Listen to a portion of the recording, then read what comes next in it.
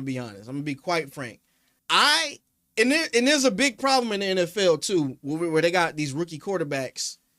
People draft off of potential. They're not drafting off of what you see on the field.